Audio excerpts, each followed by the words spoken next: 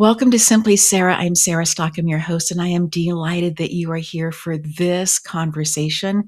You're going to want to be listening in real carefully because the conversation we're going to have is one that's going to open up some different ways of thinking for you. We want to thank our sponsors, Michelle Bell Art. You can find her on Instagram. We are also so deeply grateful for the Stegner family and their continued support, and for the artofforgiving.com. We would not be here without all of their incredible support and also that of this guest, Ted Simmons, who's joining us today. Ted, we are delighted that you are here with us on Simply Sarah. Thank you so much for saying yes and joining us. Oh, thank you. Yes. The saying yes is definitely one of the things that I've learned helps me. So I'm excited about this. What is your journey? You have the book behind you. I have a copy of it right here. Mm-hmm. Overcoming You, Stories of Strength, Struggle, and Success. What is your road to coming to this place of becoming a #1 Amazon best-selling author? And congratulations on that. Oh, thank you. And you too. Well, let's see. I was in the middle of going through and writing my own book. I've kind of, I was looking for ideas and other things like that. And I came on this idea of shyness. When I was in fourth grade, I was incredibly shy. I was one of those wallflowers that basically hit up against the wall. And that kind of led, the getting over shyness and doing a lot of introspection led me to writing my new book, which is Shy Is My Superpower. But that was heavily influenced by how I wrote in this book, Overcoming You. And it was, when you go through and you start writing about, your childhood and other things, you realize that you're actually doing a bit of self-therapy. Yes. And, I didn't realize some of the things that I had learned until I actually wrote them down.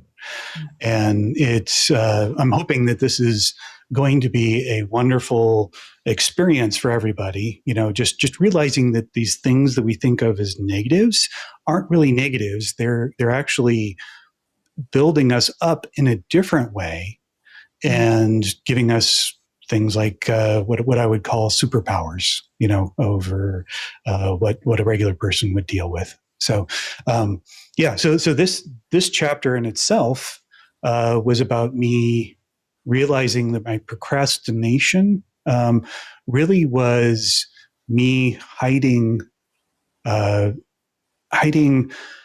my work from my mom, who was not only wanted to take over everything, but also she had multiple personality, or not multiple personality, but a mood disorder, I guess I would say. Just became difficult in childhood to share anything with her. It also sounds like, Ted, that in her desire to try to control her own life, that perhaps trying to control your life as well was kind of all-encompassing inside of that. And it's not uncommon. I was talking with Gary Barnes yesterday, and he was talking about from his own life some of the difficulties he had in childhood and how that really helped him be able to notice small details that perhaps other people who had grown up maybe in had very easy childhoods, that they wouldn't necessarily notice. But yet for people who have grown up in places that were not necessarily consistent with emotion or consistent in love or consistent in whatever, that space of really picking up on details. And then all of us are always trying to survive another day. So whether stress comes in and we act in a certain way that is just so uncharacteristic, that is that person just trying to survive, figure out another way to survive another day. Maybe tomorrow will be better, right? And so in space for you, I don't know if you were born very quiet or not, but certainly by the point that you were in fourth grade, about 10 years old, you realized that being a wallflower, being quiet, not taking up a lot of space in the room was a better chance for you to get through a day, maybe a week, with it being a little quieter, a little easier. And so I so appreciate that you moved into that space of shyness as a way to be able to really watch your surroundings and know what the next thing was that you had permission to do. Mhm. Space of procrastination also of trying to keep things for yourself and say, this is for me to work on rather than it being for everyone to have eyes on and to dictate. When was the point that you recognized that you no longer needed to be shy, that you could put your shoulders back, that you could literally be on the middle of the dance floor and it was okay to have eyes on you, that that was safe as well? It it started in high school. I remember the summer before high school. I was sitting by the lake, and just kind of like looking up at the sky and kind of wondering what the possibilities were in this new year, because I was starting with a new, not only a new school, but with new teachers and new um, new abilities to learn and other things. And I was like, what would it look like if I wasn't hiding? You Mm, know, what would this be if I didn't disappear into the corners? And um, so I started challenging myself, and I started doing things like, uh, what what would I normally do, and then what would I do that would be opposite of that? mhm, So going into school, the first day, or actually the first weeks before school, I actually went through and learned how to ride the here we call it the regional transport, the bus system. mhm, Um, and so we so I went through and I got money out of my dad's coin jar and basically said, hey, I'm going to figure out how to get to school using the buses instead of taking the school bus. mm. And that that in itself gave me a feeling of independence. Definitely. And then yeah, right. And then going through and taking that to the first day, and I walk into the classroom, and where I would normally hide in the back row or Right. something, I would actually go through and say, okay, so I need to be in the front row. When I would normally not raise my hand, I would have to raise my hand, and Mm, started doing the opposite and seeing what that was like, because I'd been eliminating myself from that. And that was a particular challenge. I mean, it's going from shy to doing everything opposite. Um, Shyness is a protection mechanism, yes, right? definitely. It's it Yeah, yeah. It's a shield of you're hiding behind the shield of Mhm, you don't present anything, so therefore you're not seen, right? correct. And going from that to being seen was a challenge. And I was constantly challenging myself every day and finding new ways to challenge myself every day of high school. And it was a real journey. The word that comes to me is fortitude. You had to have had, Ted, an inner sense of fortitude to be able to say, this is how I have done things. This is how I'm going to do things now. I'm going to try something different. And if I like it, I will continue doing it. If I don't like it so Mhm. much, I can make other choices as well. And as a teenager, that is really remarkable. And that space of choosing to not ride the school bus, but to figure out the transit system and say, I can figure this out. You were obviously learning along the way. Perhaps you weren't the one to be raising your hand, but as a 35-year veteran teacher, you were certainly absorbing all the instruction that was being taught.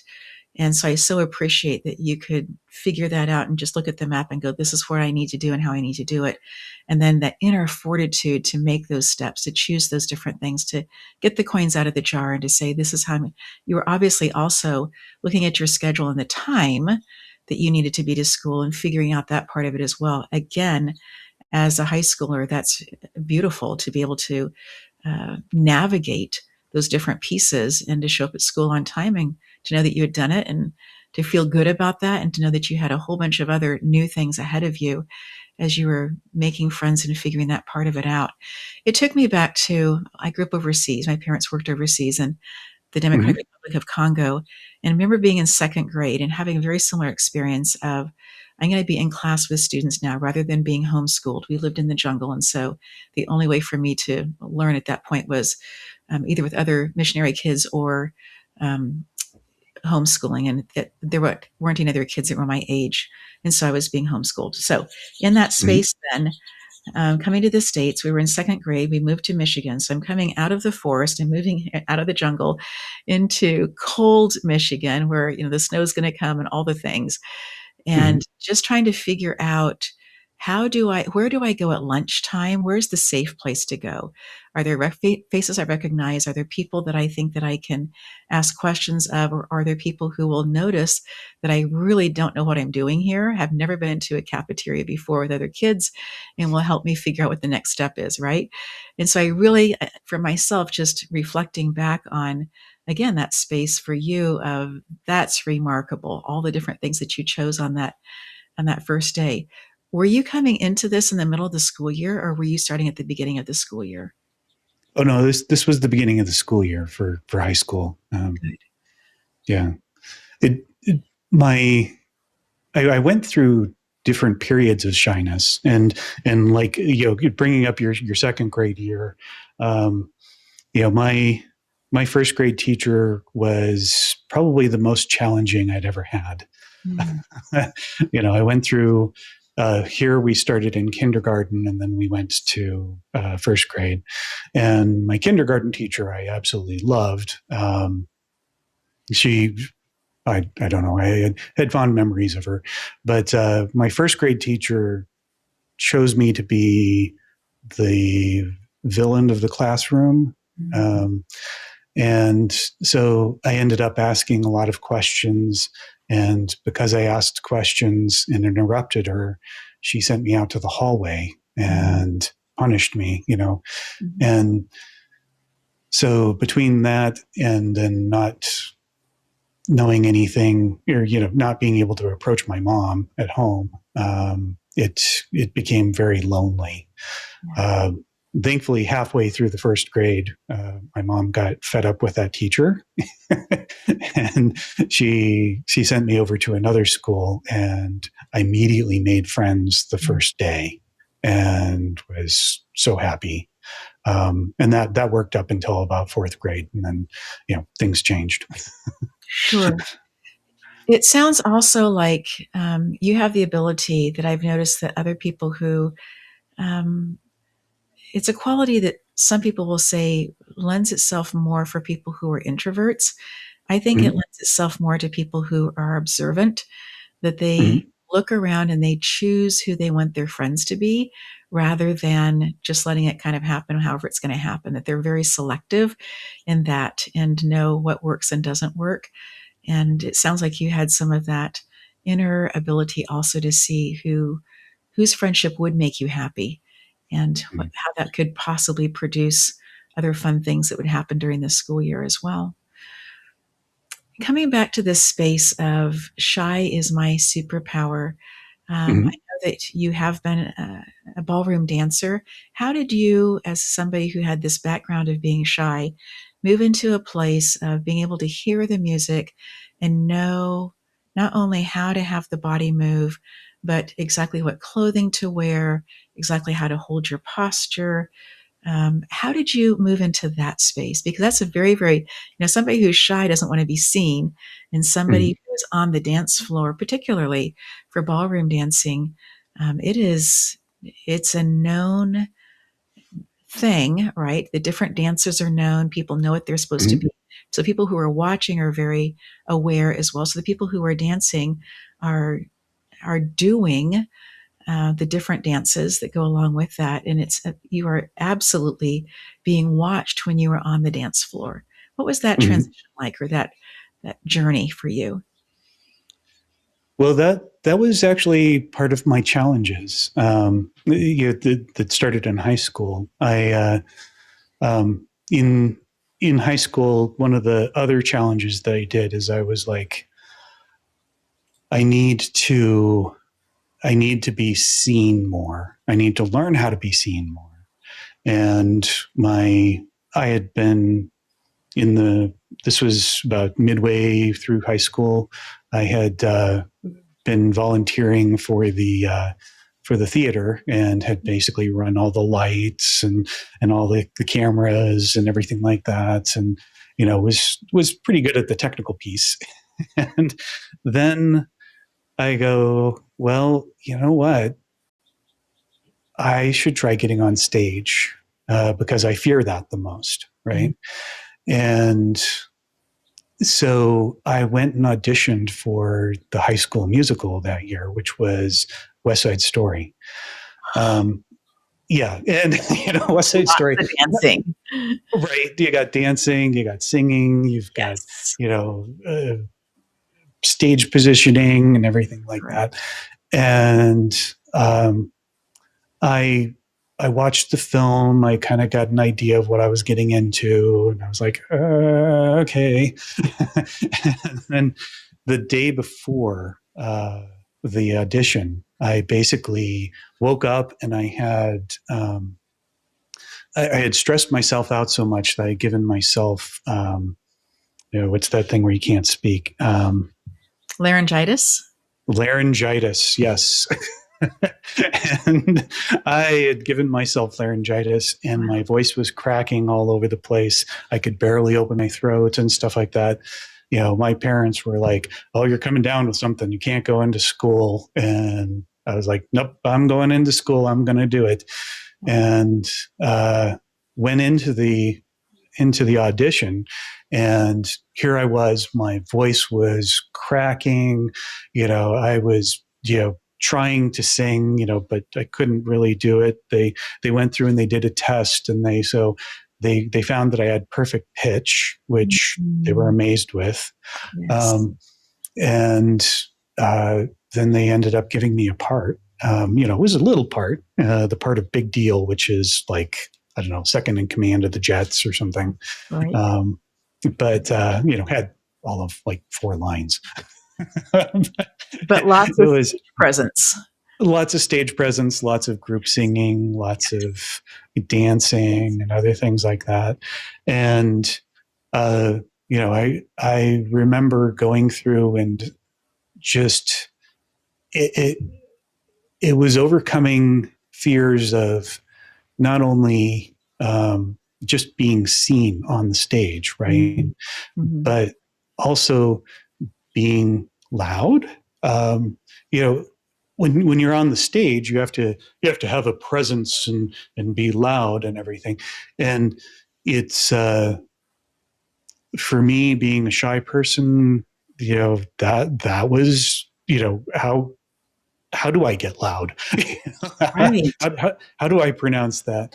Um, and then just like having a girl in front of you that you're leading in a dance, even though it was scripted and you're doing certain moves, you're actually at that age. It's like, oh my god, I'm touching a girl.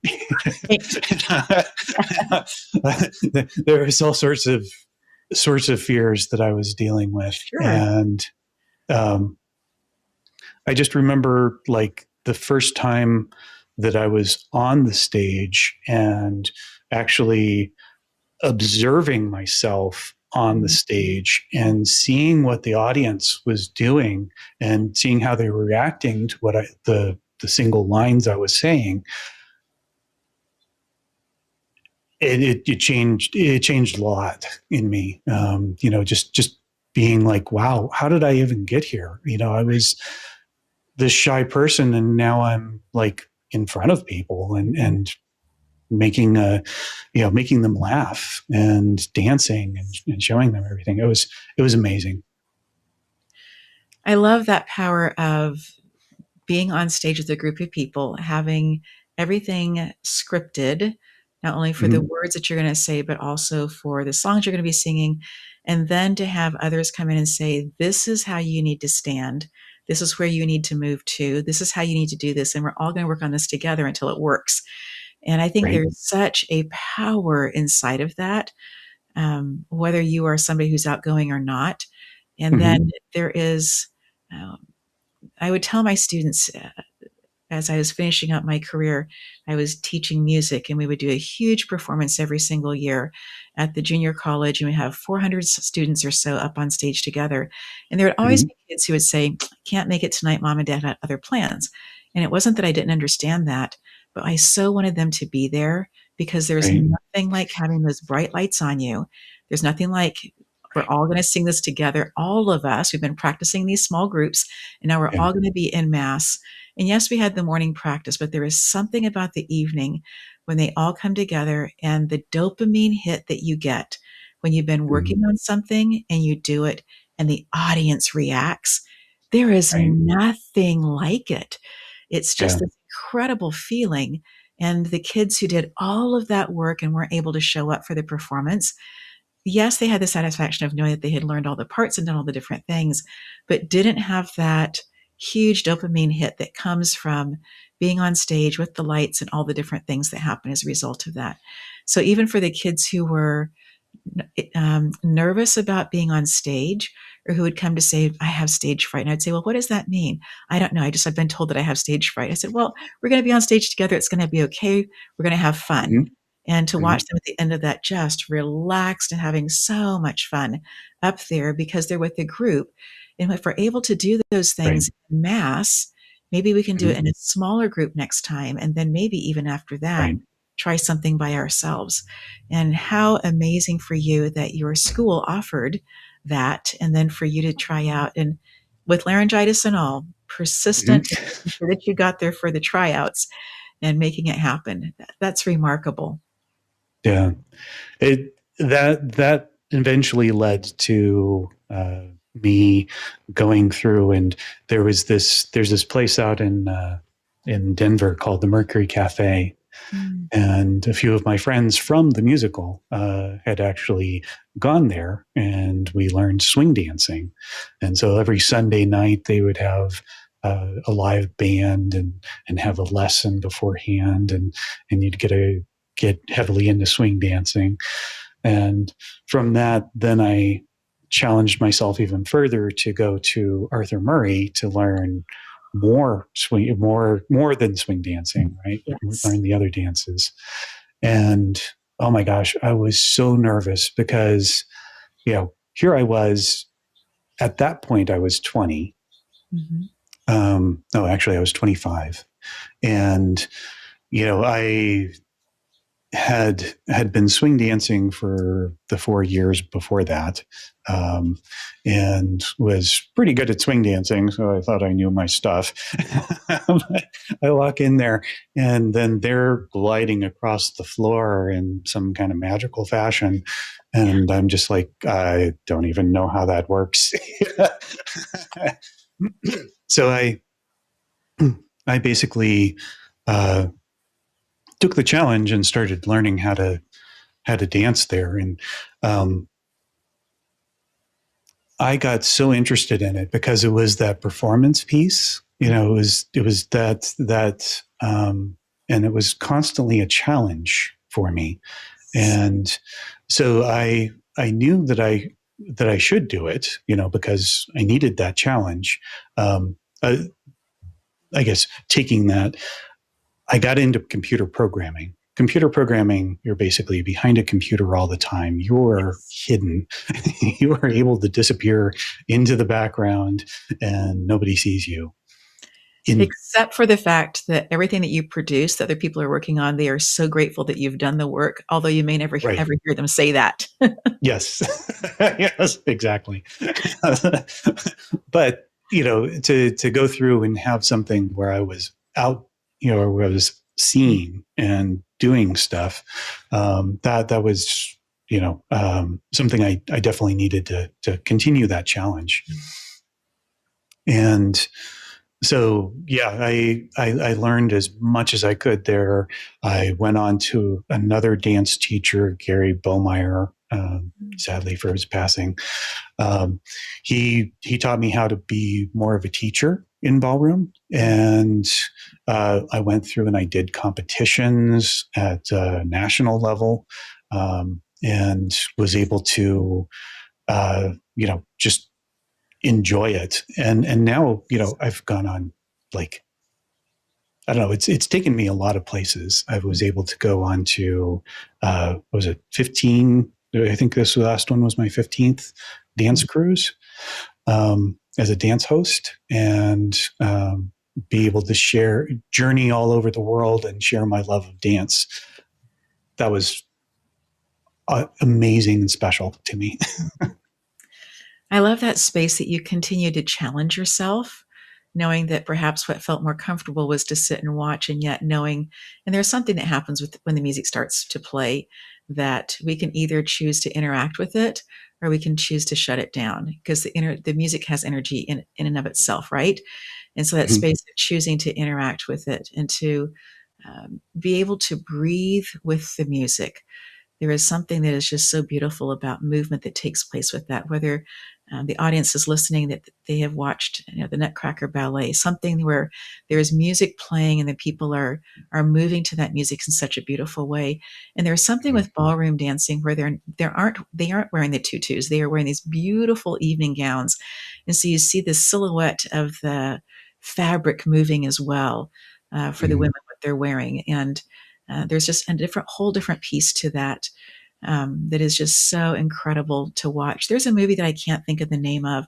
Richard Gere was in it along with J Lo, and he's on a train and he watches, keeps going by and keeps watching, and finally challenges himself to come out and to try this. And he's just mesmerized by the dancing. And his wife is concerned about, has he found somebody else? And he hasn't. He's found this new thing. He was afraid to share it with her because they'd been married for 30 some years. But he'd found this thing that he was learning to express himself in a different way, and how much he enjoyed that. And even in the competition when it wasn't easy to do, he kept showing up and kept trying. And I loved that movie from the point of an adult saying, I'm going to choose to learn something different because I think this is going to help all of me in all the things Yeah. that I'm doing. And what a beautiful thing that is with ballroom dancing, and how lovely that you went on to become a teacher and then have done the dance cruises as well as a host, and helping other people to expand their horizons and their love as well of the music and of the dances. It's so incredible. What an amazing journey from a shy kid at 10 in fourth grade to being up on stage and helping others to shine as well. Oh yeah. Well, I my first book was going to be about my love of ballroom dancing, but I I realized that really what led me to that journey was the shyness, really, and it was, what can help people more than realizing that they have all this power inside them, Right. and that they're able to go through and then to do something like the ballroom dancing without fear. So, yeah. And I'm guessing also, Ted, that as you are helping other people dance, if you were in large groups with other people, that you were able to see the people who are the wallflowers, they're kind of sticking to the wall, and that you're able to say, hey, come into the center, come be part of this. It's Yeah. going to be okay. And that you have a way to speaking to to those people specifically, that uses language and nuance that perhaps somebody who felt like they had a lot of bravado in fourth grade wouldn't necessarily be able to see, or to be able to communicate in such a way that would be so helpful. Oh yeah. One of the things I love doing is, uh, you can actually hear me relax. when I think about dancing, I think about, you're living with the music, right? You're enjoying the music, and one of the things that I do love doing is seeing that love, or seeing that spark you know, as an educator, right? You see that spark, that idea that they finally get in their head, that they're just like, I get it. And I got, because I was shy, I was able to, as you said, see the emotion on people's faces. See, it's almost like seeing an emoji over somebody's head. You can see what kind of feeling they're feeling, right? And you can take them onto the dance floor, and even if they say they don't know how to dance, as long as you know how to lead appropriately, you can take them on there, and they, you give them the confidence, and you're working together as a team, and they're doing things that they never even dreamed of doing Right. before. And there's something magical about that. And I'm so proud that I'm able to do that for people. It's magical. I love doing that. It is magical, that space of watching somebody say, I see how this works and I see how I fit into it. It's more than just two plus two is four, got it. It is so Mhm. much more of the gestalt, the full person in community, and uh, giving themselves permission. I think it's such a huge piece of that, giving themselves permission to try something new. And then to Right. have the trust that the person who is leading you in dance is there for your benefit, to encourage you, not to make you look like a fool, but somebody who is there to help you figure out how to move in such a way that it's graceful, and that the music is what's moving you along in that whole process as well. Such a beautiful, beautiful picture that I got in my head as you were describing that. Thank you. Oh yeah. What advice Yeah. do you have? Go ahead, Ted.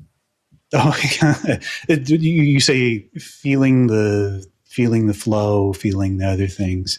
Um, I that is one of the things that I give as a gift to other people. Just feeling, expressing the music through dance gives people the feeling of the music, and it's the emotional part of me is very majorly fulfilled with that, and it's because it lifts the feeling in the room, right? You can feel how people just kind of go, oh, it's just this relaxation, and this, oh my gosh, this is beautiful. I Mhm. want to be a part of this and enjoy. And it's, I love doing that. So sorry. I so appreciate you elaborating on that. Ted, if you were to give somebody advice that has children that perhaps are showing up shy, um, Mhm, when they are out and about, but at home that they are more gregarious, what kind mhm. of advice would you give to the parents about that? So shyness is always protection, right? It's a shield that they're hiding, or that they're putting up so that then they don't have to deal with something. Mhm. Um, it's not that my advice. Let's see. I learned so much from being shy. I Mhm. learned so much about myself from being shy. Um, it was it was the ability to introspect on what was actually causing me to put up protections and hide, that actually gave me that ability to see what was going on, and learn from it. The what happens is you gain these skills, right? Mhm. You may not you may not know what they are automatically, because you've done them for so long that they become instinct, right? And these instincts, these gut level instincts, basically say, okay, hide, okay, this is a tense situation. I need to disappear. Uh, so what you need to do is you need to go through, or what I talk about in my book is basically, you know, you need to look at that and say, oh, what am I doing here? Mm, What is this telling me? I'm getting this fear response. What is this fear response giving me? And you can learn that you're reading emotions, that you're going through and you're strategizing. You're trying to figure out how to be the most quiet around this one person because you don't want to interact with them. Why do you not want to interact with them? What in particular are you doing? And yeah, I've definitely found that it's definitely skill building. mhm, um, so I wouldn't quite discourage them, but I'd encourage them to think about why they're doing it. mm, And then they have the ability to uh, see why they're doing it earlier than what I did. And mm, I think that would be amazing. And you could get some kids that have amazing skills at the end of that. yeah. I know that for me that there were some kids who would tease everybody, and at the time, in fifth and sixth grade, I felt like they were teasing me because they knew more, or that they had a corner on the market of something. And looking Right. back at that, I see it was so totally different. They were teasing out of their not feeling good enough, not feeling that they were in control of whatever it happened to be. Right. But I found that I would do whatever I could to avoid those kids. If I had to walk extra to get around them, if they were meeting together, I was for sure going to do that. And I even find now as an adult that there are these gatherings of people who get together. And I have made the decision that I'm going to go. My mom loves to go. It's really good for her to go see people that she worked for 35 years with. My dad has been kissed the face of God about 16 years ago, but when he was living, my parents would go together. And so, in that Mm-hmm. place of choosing to just say, I'm going to go no matter what. Now, there was one year that I said, I'm not going, and didn't give a Mm-hmm. reason because that was my space to grow into. Can I say no and have Mm-hmm. it be okay and live with the consequences of that? But other years I've said, you know what, because it happens once a year, I'm going to go. It doesn't matter who is there. And maybe they still tease like they did back then. As an Mm-hmm. adult, I have different tools now to be able to interact with that differently. And who Right. knows, in all of the people that show up for this particular reunion, maybe there won't be any interaction. Maybe there'll be good interaction. Mm-hmm. Who knows? But to be able to look at it not with tingly, sweaty hands, but of I need to protect myself because that just felt horrible, um, to a place of, you know what, as an adult, I have tools. I can choose to see this differently. I can choose to interact differently. I'm open to the possibility that we could actually have heart to heart conversations about who we are as adults and to be open to that space. And I think that you're Mm-hmm. speaking a little bit to that as well of this is how it has been. It doesn't have to be this way in the future. And you have Oh been yeah. doing that so consistently in your life. And I'm so glad that you took the time to put it into a book, into the chapter of overcoming you, but also that your book is coming out. Shy is My Superpower. Can you share a little bit more about what we can look forward to in your new full book that's all yours? Yeah.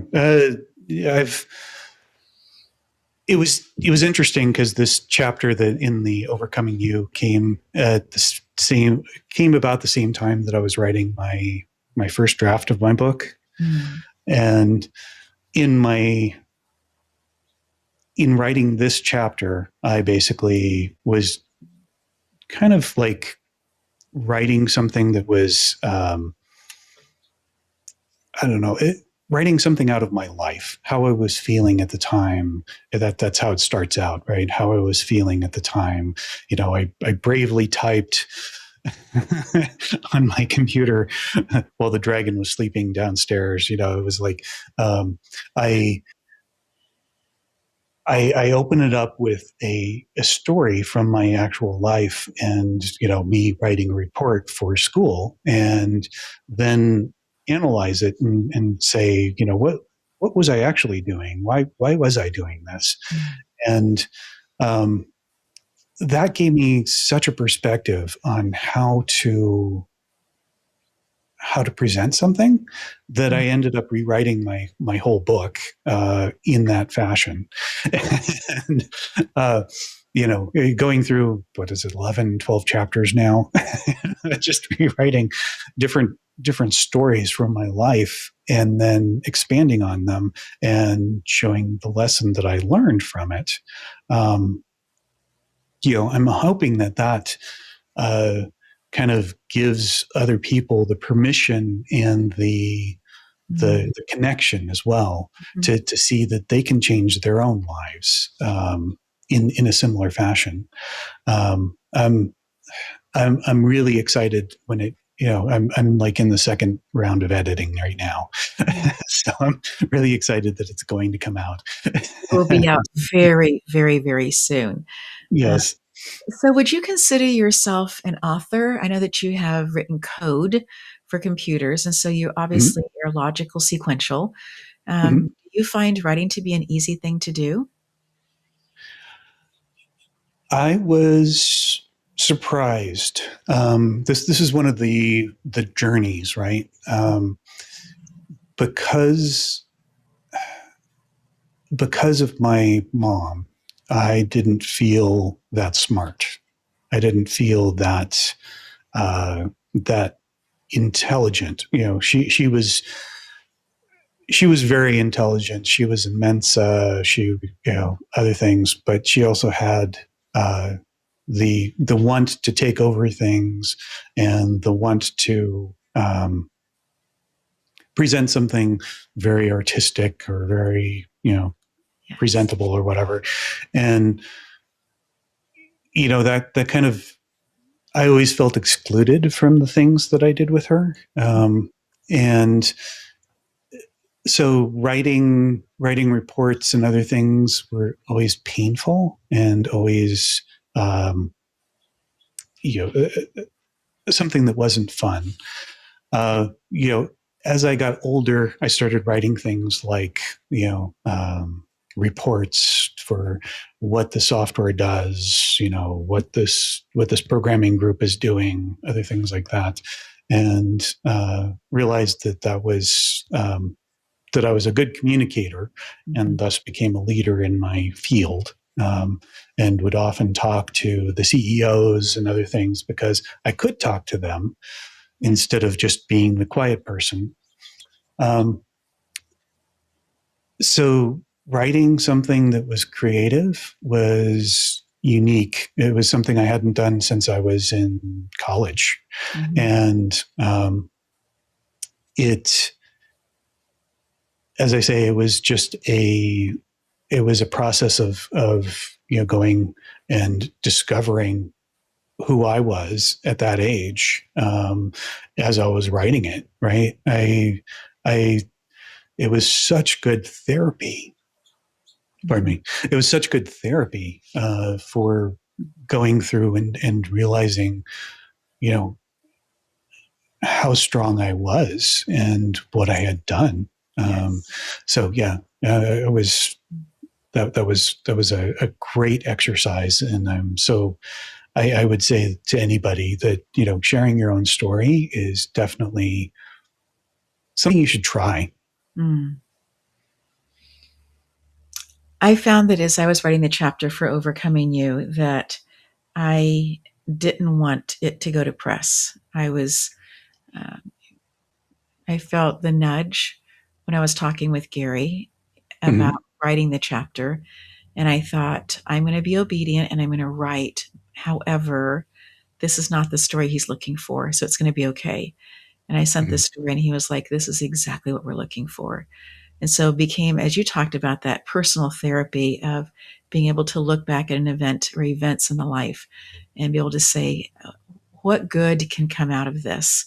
What good has come out of this? And can I help somebody else? Can I help one other person as a result of Right. me sharing my story? And I think that that's what part of that writing space is about. I so appreciate Gary Burns for so many reasons, and one of them is that he didn't need to do this. He's already was a 9-time number one best-selling author. And so Mm-hmm. for him to lend his name then to other people that he knows that are have stories to be able to share. And that space also of overcoming you, for you, that was overcoming the shyness, overcoming a mother with Mensa, overcoming having to move, overcoming the different challenges of laryngitis at a point where that maybe you wanted to be able to have a singing part or have a different Mhm. part on stage. And yet it opened up all of these doors for you to move into dancing and to swing dancing and then later on into ballroom and to cruises around the world. I mean, absolutely incredible things that has this start with a 10-year-old who was feeling like, does anybody see me? And the safest place for me is to not be seen, but yet still absorbing, still taking in the information. And there really is a place of self reflection and of self therapy, and also a place of almost congratulatory, right? I have Mhm. done these things. I don't think that we spend enough time, Ted, celebrating the little things that have happened, the good things that have happened. I was speaking with somebody earlier today, and she was talking about this laundry list of things that had just taken place in her life. And I stopped her and said, "Did you just hear what you said? You shared about this incredible thing and just blipped right over it. Let's go back and let's just celebrate that." And I got a Right. text from her later on saying, "Thank you for helping me slow down and to see that good things are happening." In her laundry list, there were so many good things, but there was Mhm. just this bullet point of, I've got to get these things out of my being, out of my orbit. I just need to get them done, right? And Right. I think that space of learning to celebrate, and celebration doesn't need to be an expensive thing. It needs to be an acknowledgement, Right. a space of, I have done this, I have finished this, I have completed this section of the big thing, whatever that happens to be.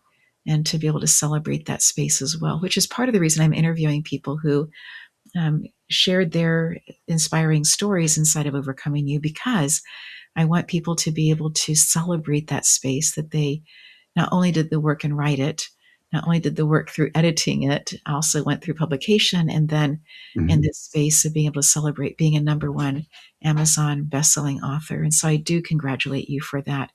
And what an absolutely incredible piece that is.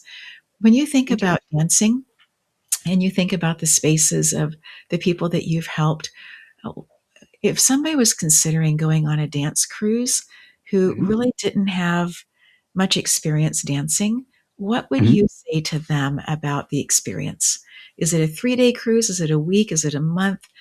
Just kind of give a thumbnail sketch of what that could look like for somebody who's feeling shy, feeling uncertain, and yet the nudge is there to do something different.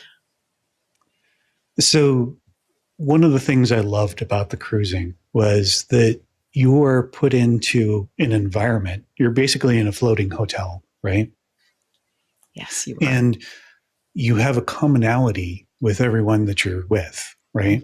Um, in the dance cruises I do, we have a limit of around 100 to 80 people. That's Just yeah, kind of limiting it to make sure it's smaller classes and make yes. sure it's more one on one. And we have lessons throughout the whole week long.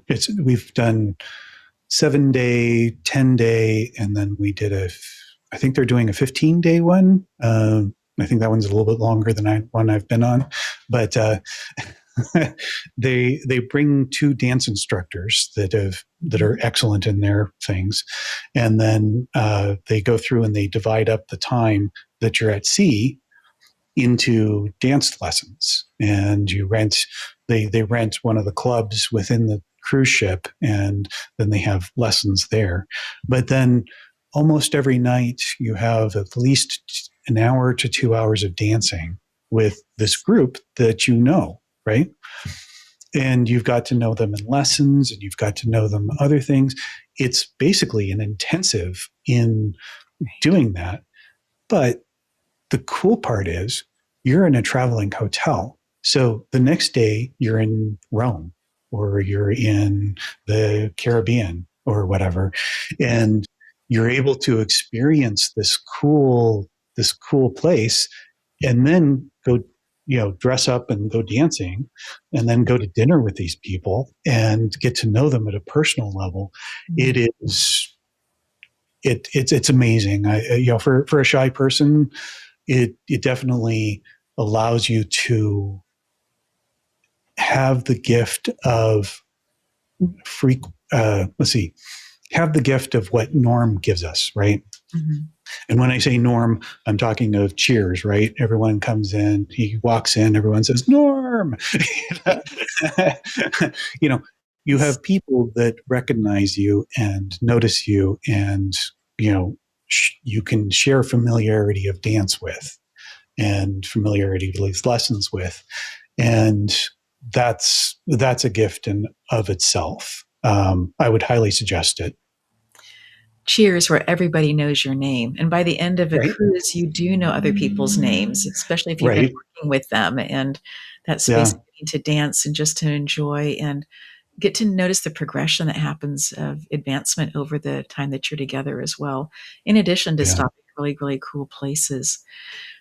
Ted, are there things that you'd like to reiterate that you want our audience just to hold on to? I Let's see. In writing my book, the thing I realized was that so many people think of shyness as a thing to get over, Mm, right? It's a negative. And what I would like other people to realize is that shyness isn't a negative.